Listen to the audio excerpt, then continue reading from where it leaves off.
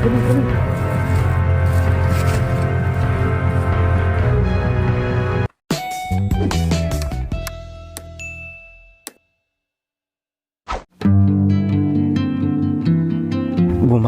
ang ulan nang kami ay lumisan sa bahay upang balikan at bigyan ng maliit na makeover si Irene at ang kanyang pamilya.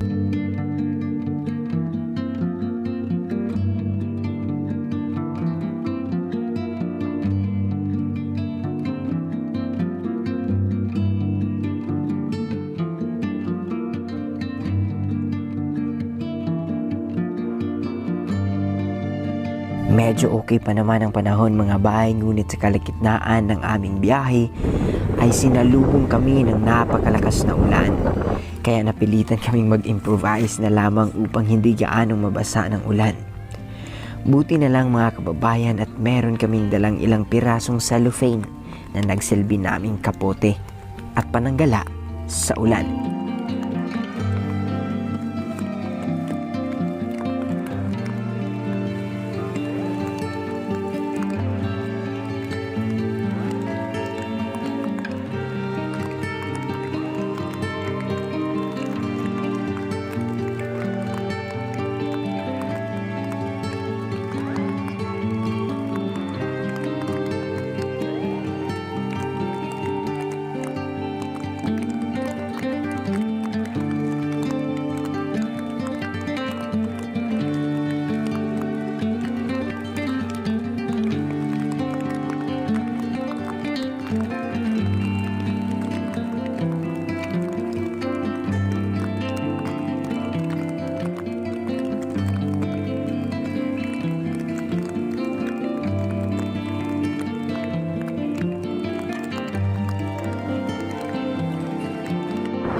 Basang-basa man at nilalamig, ngunit kailangan naming magpatuloy. May trabaho na naman kasi pagka kinabukasan. Dahil sa pagbuhos ng ulan ay basa ang daanan at napakadulas.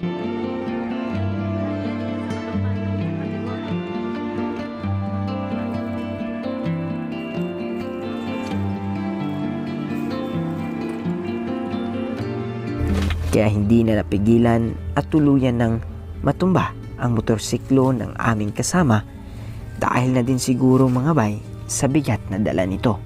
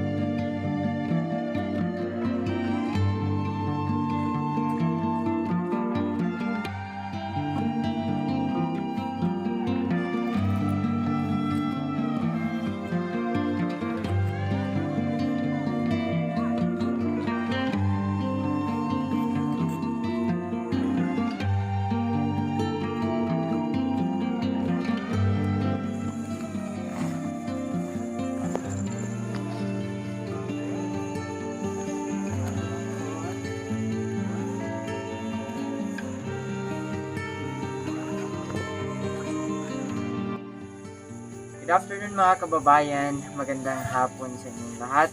Magandang hapon po sa lahat ng ating mga kababayan na patuloy na sumusuporta at sumusubaybay po sa ating mga adikain. Ngayong hapon po mga bay ay andito po sa sitio Inamong Barangay Nato Iladayon, Arakan North, Cotabato mga kababayan. Para balikan po ang pamilya po ni Irene ngayong araw. So, kasama ko po si Cam Girl, ang nasa likod po ng ating camera, and of course si Ibo. So bali po nung pagpunta natin mga kababayan yung kanilang dingding, umulan nung malakas kaya umaambon pa din. So Kuya Ronnie, bali nagdala mi din og shower curtain para for the meantime or temporarily na ay mabutang diya sa imuhang dingding para kung mag-ulan dili magsalibo. Kung mag-ulan ko yan, bawa gabi niya, kung tusog ang hangin, minsan yung ginabutang niya. Wala lang kani. Di pa na naman, basa mo O karang magtusog ang hangin niya. Sa libo kitang natuan. So, dire mo nag-aad to. So, pag gabi daw po mga kababayan, yung banda po dito, papakita po namin mamaya. Yung banda po dito mga kababayan na kanilang yung dingding na banda dito or even kahit sa side, no, pag umuulan tapos malakas yung hangin, doon na lang sila pumupunta mga kababayan sa mga sides ng kanilang bahay na walang basa. Makatulog ba mo anak ya? Makatulog mo wala na kung mag-ulan? Kung mag-ulan, di makatulog ay mag-dingkudang balatag. Unay hangin bitaw. So, nag-ano lang daw sila mga kababayan, sabi ni Kuya Ronnie, tuwing umuulan daw po ay hindi sila nakakatulog ng maigi dahil umaambon nga, and at the same time mga kababayan, nakaupo lang sila. No? Kasi nasa isang side lang sila. So, pansamantala po, bumili po tayo ng shower curtain at ating pong ilalagay doon po banda. Para kahit pa paano po pag mag-ulan, butang nato tong shower curtain katong murag cellophane para pag mag-ulan dili kaayo moambi, no? Dili kayo magsalibo ba. Kahit pa paano for the meantime temporary ba.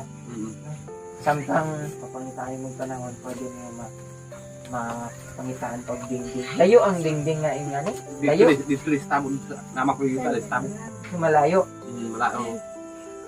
Malayo pa pala mga kababayan yung pinanggalingan nito, yung kanilang dingding. Kaya ito din ang reason bakit siguro manipis. Wala na double. Wala na double mo. Yan Sim naman. ko tama. Kuan bago ra puyo diri kay kuan dito magura puyo stamo. Sa may uma ninyo. Sa akong uma wala pagpalay na ako diri nga. Kuan pa ako diri. Sa di na ako makalugar trabaho ko diri sa. Trabaho ako. Opo.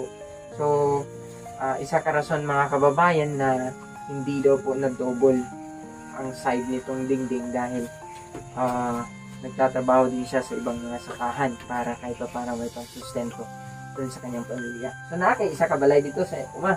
Wala na balay na ako dito. Naguba na? Ako nang gitala dito. Kaning ato mo ning daan bitaw ato.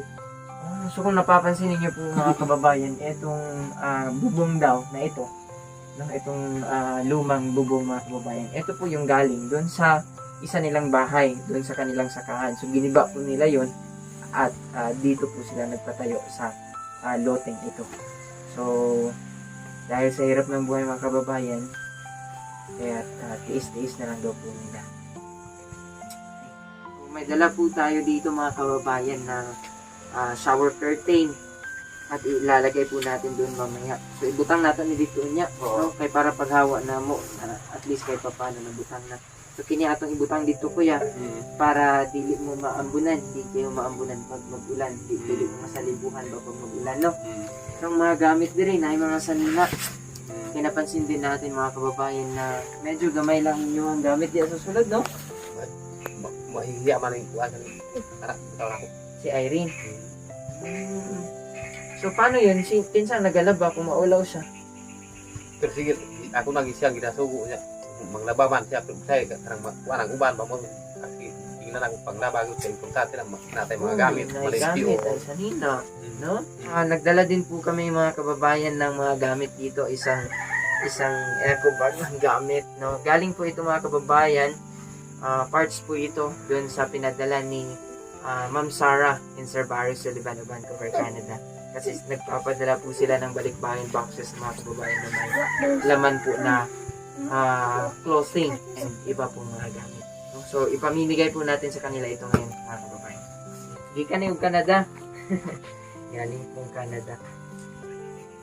Mga t-shirt. Makaigon ni sa imo ha? No? Yellow, para pareho tayo yellow. Tama lang, tama lang. Yellow, para pareho tayo ha? Tapos meron din tayong ano kuya, nato shorts din ni, mga shorts ya. Shorts, mga sanina. Kasi po kami mga kababayan. Mga t-shirt. Mga t-shirt ya. Ano sabi kuya? And then napagmiog mga sanina para kay ano? Para sa kay Irene, sa mga asawa, o katong mga anak ini para din po ito sa'yo. Medyo madami-dami ito kuya. So, madami-dami na ding labahin. Pero dapat labahan yun, no? Para dili masira ka agad ba? Hindot kayo kuya, Canada. Magaganda pa po ito mga kababayan. Then, merong jacket dito kuya. Sana magkasya ito sa'yo. Saan eh? Jacket pa kuya. Kahit pa paano, dili tugnawon. Tapos, meron ding mga punda, may unan man kayo na may unlan. Wala. Ano sa yung gina-unlan? Wala ka lang. Sanina. Sanina, tampang. So wala silang unan mga kababayan, pero meron tayong dala dito na pillowcase. Isunulaan sa nina. Ipasok lang sa loob yung mga damit, no? Mga pillowcases ito mga kababayan, no? Sorted pillowcases. Meron tayong 5 dito. Punda sa unlan. Okay? Tapos kuya, meron din po kami dito ng mga shorts, no? Shorts para kay Irene, sa imong asawa, o sa imong bata nga babae. Mga shorts. Dami na. Taga na. And then, ito po mga kababayan, mga gamit po ito, mga clothes. Para kay Irene Para yun. kay Irene eh. No? Para kay Irene po ito mga kababayan. Tingnan na lang po natin yung transformation ni Irene mamaya. Suot po ito mga gamit po ito mga kababayan. And natin mga kababayan, no, si ate, yung asawa po ni Kuya Ronnie. Ano mong pangalan ate? Ha? Judith? Ayan, si ate Judith po mga kababayan. So, katulad din po ni Irene, mahihain po sa ate Judith, no? Ulawan kuya. Ikaw na lang nagatransact kuya yan. Kasi maulaw sila. Wala mo na. Nya, nakabaligya kag imuhang gulay karon? Wala pa. Nga naman. Na ako karlang nagamay dito. Pero nakabaligya kag karlang nimo. Gamay pa man ako nakalo. Gamay pa nakalo. Patay ulam.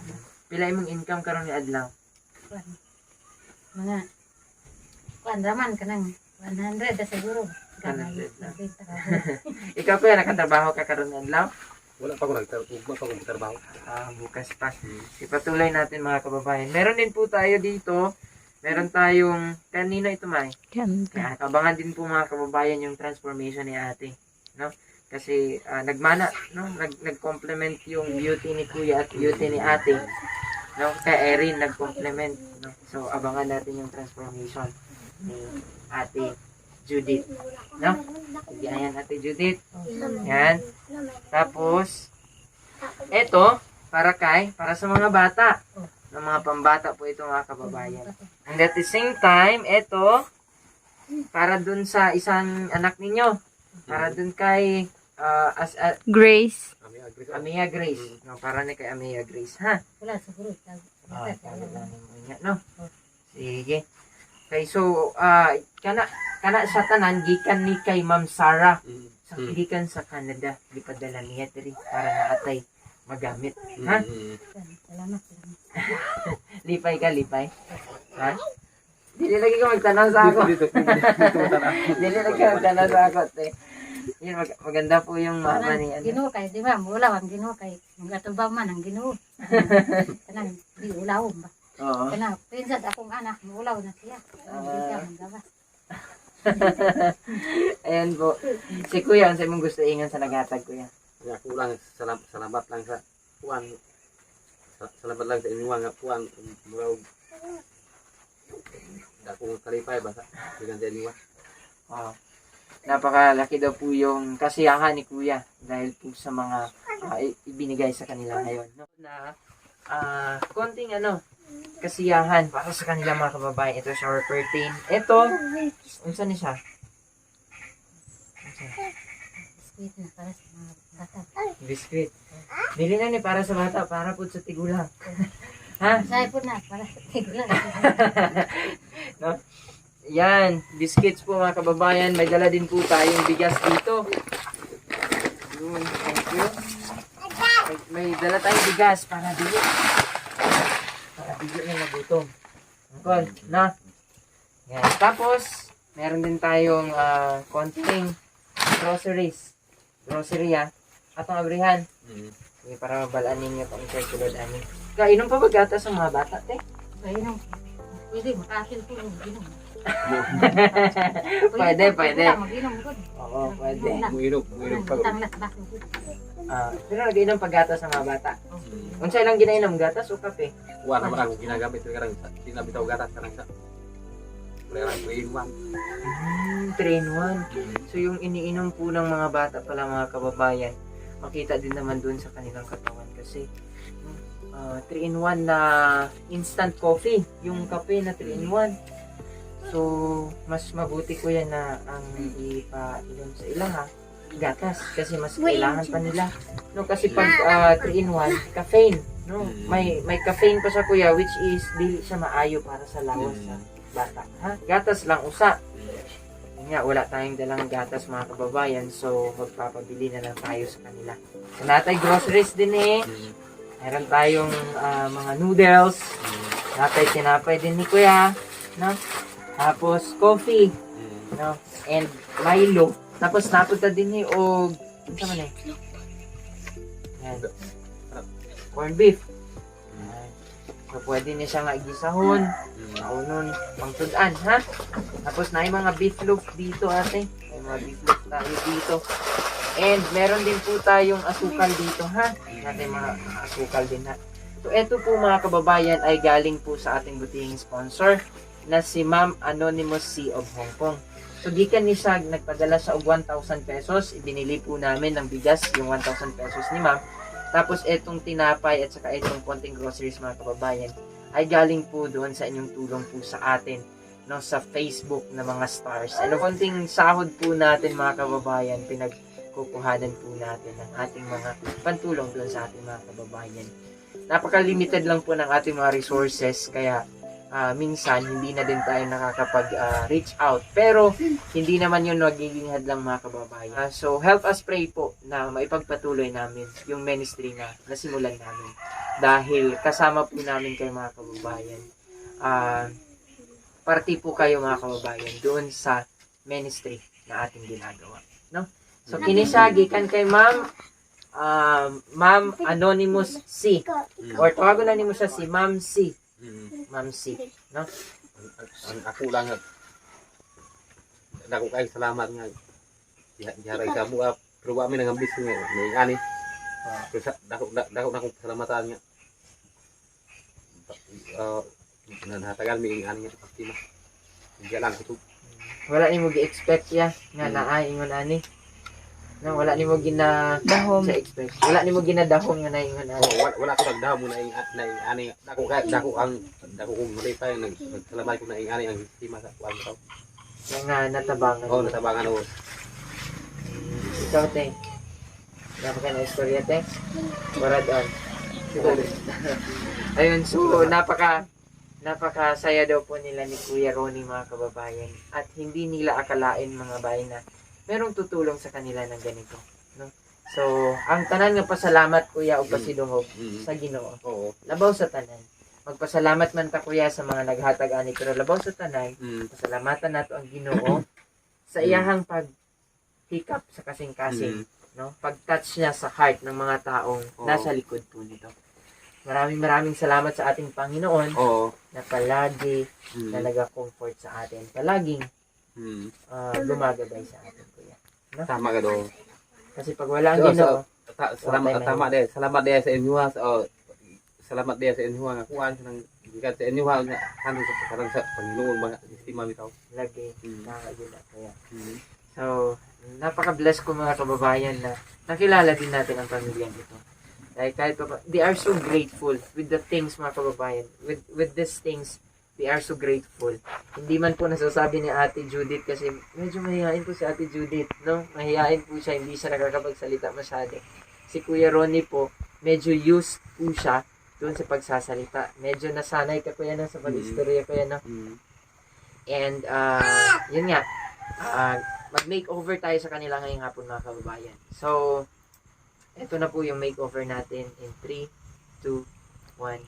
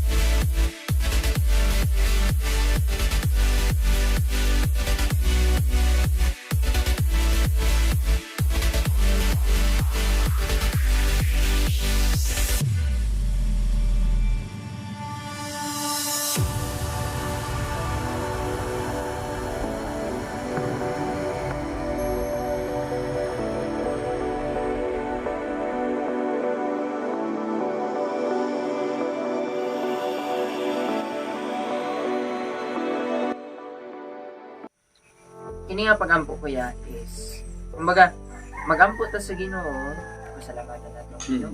Diba? Kasi above all, aning tanan, siya man ang dapat na pasalamatan. Kung magpasalamat ka sa amua, mas ibabaw na ito pasalamatan. Kahit kung di ko ba diba? Okay? Mag-ampo ta ko yan. Oo. Let us pray. Di ko ba? Ante Judith, Kahit ko ampo tahan. kahit ko yun. Let us pray. Doon ka pa. Most gracious and heavenly Father, we thank you for this wonderful afternoon.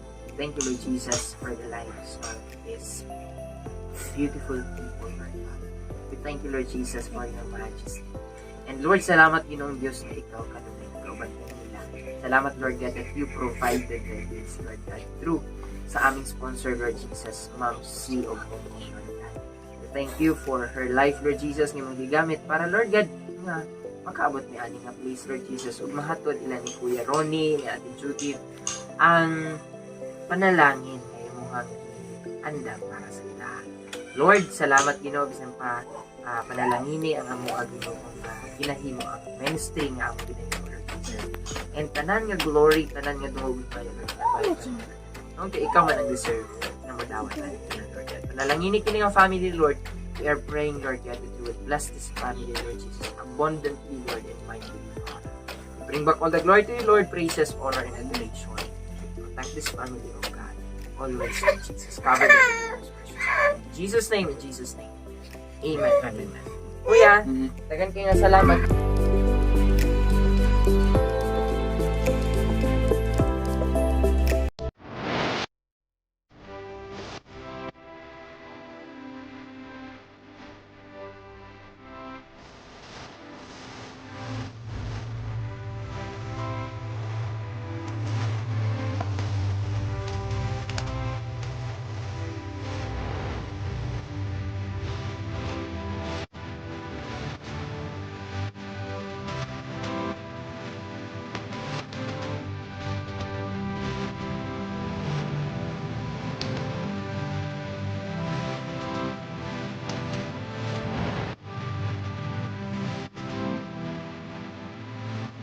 Thank you.